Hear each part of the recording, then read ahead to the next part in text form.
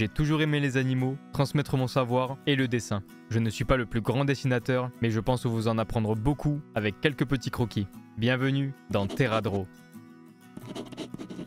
Comment ça va tout le monde? Bienvenue dans un nouvel épisode de Terradro, mon format où je vous montre de A à Z comment créer un terrarium pour une espèce spécifique tout en dessinant. Aujourd'hui, je vais vous montrer comment créer un terrarium pour une petite grenouille que j'aime énormément, la Dendrobat locomolas.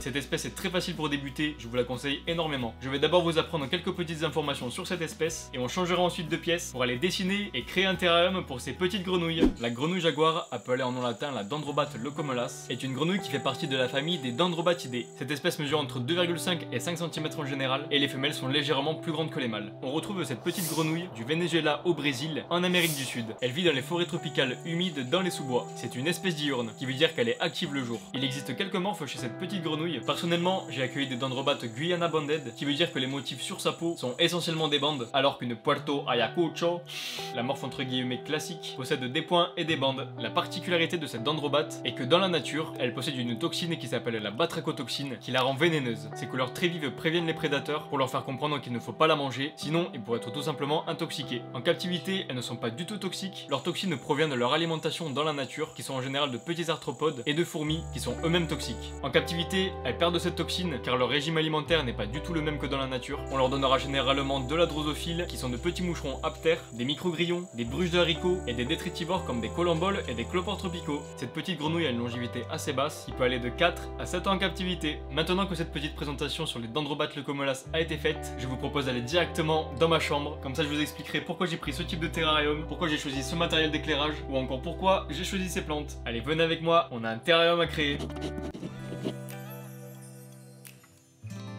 Nous voilà devant notre feuille blanche. La conception va se faire sur 2 feuilles. Au recto de la première, je vais vous expliquer quelle dimension de terrarium et quel matériel prendre, que ce soit pour le décor et la partie technique. Au verso, on dessinera le terrarium étape par étape de l'animal pour finir sur la deuxième feuille en dessinant l'habitat final, en récapitulant chaque étape pour que vous soyez prêts à libérer votre imagination pour créer votre propre terrarium pour grenouille jaguar. Pour commencer, on va choisir la dimension du terrarium. J'ai voulu prendre un 60 cm de hauteur par 45 de longueur par 45 de largeur pour un groupe de 3 individus. Je trouve que c'est un bon espace, ni trop petit, ni trop grand. Elles en auront suffisamment pour pouvoir se déplacer librement. On pourrait également y mettre un couple dans ce type d'environnement. Pour cette espèce, il n'y a pas de limite d'espace. Plus le terrarium est grand, mieux elles se porteront. Maintenant qu'on a parlé du terrarium, je vais vous expliquer tout le matériel principal que l'on peut utiliser pour cette espèce. On commence par le décor. Je suis quelqu'un qui adore créer des terrariums dits naturels. Pour arriver à recréer un biotope tropical, il faut d'abord créer des structures. Pour la faire, on peut utiliser le décor artificiel de fond du terrarium, de la mousse expansive ou encore la méthode BTS par exemple. Personnellement, j'ai choisi la troisième méthode. Je vous expliquerai en quoi elle consiste. On s'équipera également d'un silicone pour aquarium. On passe ensuite au substrat. Il faut bien choisir son substrat, c'est hyper important pour l'animal. Pour un environnement humide, il existe énormément de substrats différents. Pour moi, il y a 3 substrats intéressants pour cette espèce. Un substrat bioactif, des blocs de tourbe ou encore de l'humus de forêt. Personnellement, je vais utiliser des blocs de tourbe car ils sont directement liés à la méthode BTS. On passe aux cachettes. Il y a généralement 2 types de cachettes, l'artificielle et les naturelles. Les artificielles sont généralement en plastique et les naturelles sont faites avec des roches et des tas de branches par exemple. Dans ce terrarium, je vais utiliser uniquement des artificielles. On passe aux racines et aux plantes. J'utilise que des branches et plantes naturelles. Je trouve que c'est clairement plus joli que du plastique. J'utiliserai une grosse racine principale et diverses petites plantes tropicales qui sont très intéressantes pour les Dendrobat. Après les racines et les plantes, on réfléchira aux finitions avec par exemple des petits graviers, l'ajout d'une microfaune qui permettra à l'environnement d'être autonome et d'autres plantes. Enfin, on terminera le terrarium avec la partie technique qui comprendra la mise en place de l'éclairage, du chauffage, d'un système de brumisation et pour finir, d'une pompe pour créer une cascade. Maintenant que nous avons choisi le terrarium, le matériel et quel matériel technique nous allons utiliser, on est parti pour créer un bel habitat pour nos grenouilles jaguars.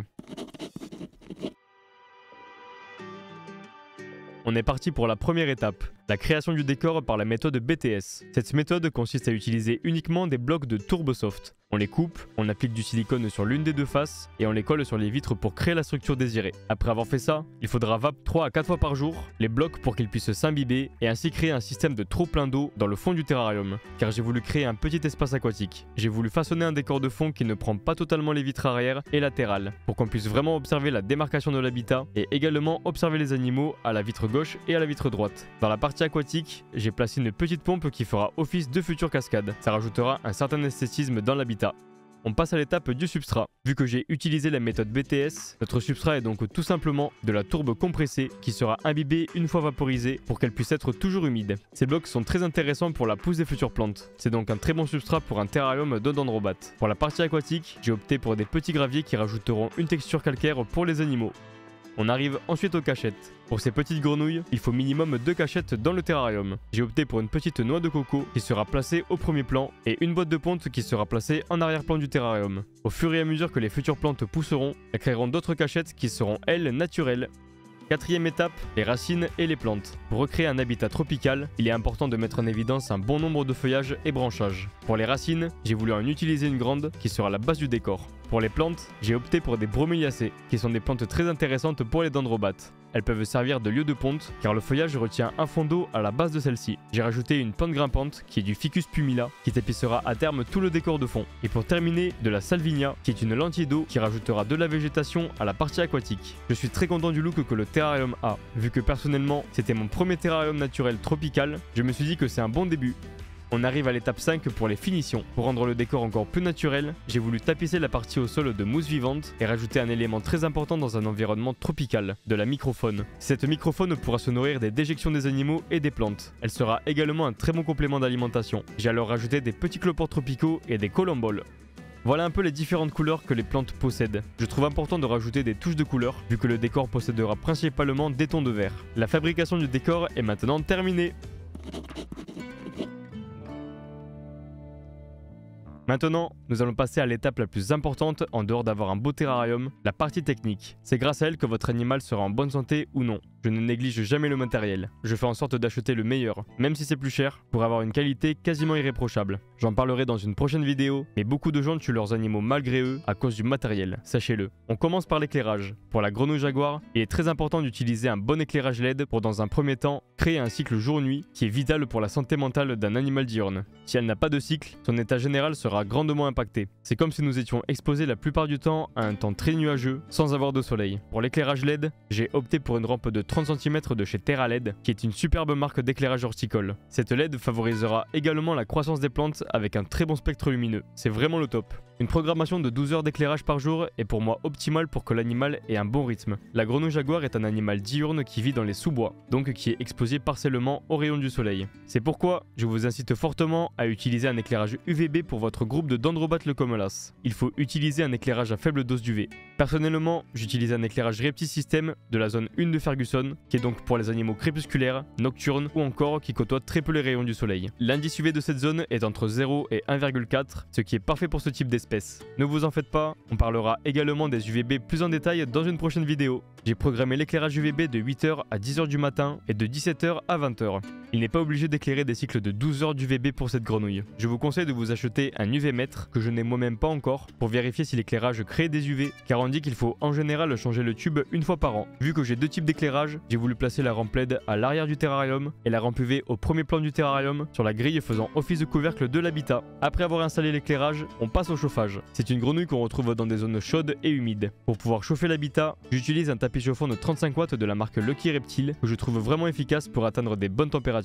Avec ce tapis chauffant, il va falloir le coupler avec un thermostat qui est un appareil où l'on configurera les températures désirées pour que le tapis chauffant puisse les atteindre tout en étant contrôlé. C'est très important. Le tapis chauffant se place sous le terrarium. Il faudra laisser un espace entre le verre de soutien et le tapis pour éviter les points de chauffe et autres problèmes de chaleur. La journée, je chauffe l'habitat de 24 à 25 degrés. A l'inverse, durant la nuit, il faudra que la température générale du terrarium soit entre 21 et 23 degrés. car les températures de jour et de nuit du biotope de cette grenouille varient de quelques degrés. Le métabolisme sera plus optimal avec ces différences de température. Après le chauffage, on passe au système de brumisation. Pour recréer une ambiance très humide comme dans son habitat naturel, j'ai installé 2 buts inclinés vers le décor pour pouvoir arroser les plantes et humidifier la totalité du décor. J'ai acheté un kit tout près de chez Trixie Reptile que je trouve vraiment bien. On peut aussi créer le système nous-mêmes si on en a l'envie. Pour automatiser la brumisation, je l'ai équipé d'un programmateur où l'on règle les heures où le système se déclenche. Suivant les saisons, je rajoute ou j'enlève des plages d'heures pour recréer une saison des pluies et une saison sèche. Le terrarium doit rester entre 70 à 100% d'hygrométrie. Pour terminer avec la partie technique, j'ai voulu créer une cascade dans l'habitat. J'ai utilisé une petite pompe de 16 watts équipée d'un tuyau. Je n'avais plus qu'à la positionner dans la partie aquatique, protéger le cache principal pour éviter que trop de saleté s'incruste à l'intérieur et la brancher pour que le mouvement de l'eau prenne vie. Voilà comment j'installe ma partie technique. On a l'éclairage LED qui éclairera très bien et permettra la bonne pousse des plantes, l'éclairage UVB qui émettra des UV à faible dose dans l'habitat, un tapis chauffant qui maintiendra une bonne chaleur, un système de brumisation pour maintenir une très forte humidité et pour finir une petite pompe qui créera une belle cascade. Ça y est, la création du terrarium pour grenouille jaguar est maintenant terminée. Je vous propose maintenant de passer sur la deuxième feuille pour dessiner entièrement le terrarium et récapituler toutes les étapes que l'on a vues au fur et à mesure de la vidéo. On est parti pour le dessin final du terrarium pour un groupe de dendrobates leucomelas. J'ai donc choisi un terrarium de 62 hauteur par 45 de longueur par 45 de largeur. Un décor par la méthode BTS sera créé avec une partie terrestre et une partie aquatique. Ensuite, 2 cachettes avec une pompe à eau seront placées. On terminera le décor en ajoutant les racines, les plantes et les finitions avec des petits graviers et l'introduction de la microfaune. Pour la partie technique, la rampe LED sera placée à l'arrière du terrarium, la rampe UV au premier plan, le tapis chauffant sous l'habitat qui sera connecté à un thermostat, les buses seront placées sur les vitres latérales et seront également branchées sur un programmateur. La pompe à eau sera placée et recouverte de petites branches pour un rendu plus esthétique. Après avoir fait le croquis, je dessine les traits principaux des éléments en mettant en pointillé la sonde du thermostat placée dans le décor qui permettra de donner l'information au thermostat de chauffer dans cette zone. Personnellement, la température dans mon terra est en moyenne entre 24 à 26 degrés et une hygrométrie de 70 à 100%. On passe à la dernière étape du dessin final en effaçant toutes les lignes inutiles. Le dessin se termine par l'ajout des couleurs, représentant tout d'abord le substrat, les différentes couleurs des racines, des plantes, des cachettes et de la partie aquatique. Le dessin se termine avec la coloration de la partie technique. Je rajouterai un film noir sur les parties latérales du terrarium qui camoufle les textures de silicone pour un meilleur esthétisme. Je suis très heureux de vous présenter le terrarium final pour grenouille jaguar. Je suis vraiment content du résultat. En y ajoutant quelques textures et les bonnes couleurs, vous pouvez vraiment vous rendre compte de comment l'habitat est créé. J'espère que vous avez pris plaisir à regarder et peut-être même à prendre des notes sur le futur habitat de vos petites protégées. Et voilà les amis, maintenant vous savez comment j'ai créé ce magnifique terrarium de A à Z. J'espère que ça vous donnera des idées pour vos futurs projets. La vidéo est terminée, j'espère qu'elle vous aura plu. Je me régale à vous montrer par le dessin comment j'ai créé ces terrariums. C'est vraiment un pur kiff. N'hésitez pas à liker et à commenter pour savoir si la vidéo vous a plu ou non, à la partager et bien évidemment de vous abonner à ma chaîne YouTube, ça me ferait super plaisir. Sur ce, on se retrouve pour une prochaine vidéo. C'était Dorian, salut tout le monde.